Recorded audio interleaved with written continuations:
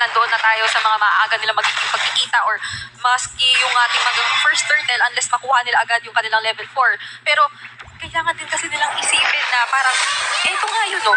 Yung dalawang malalambot na mid laners dito ng AP Bren ay sobrang taas din ng poke na mababato. So kung meron kayong kapasidad na i-burst down yung mahanap nyo, sila pwede na nila kayo i-poke before nyo pa silang mahanap at ma-burst down. This is a good rotation coming in from the Tigreal. Wala na agad flicker si Super Marco. Magandang report yan.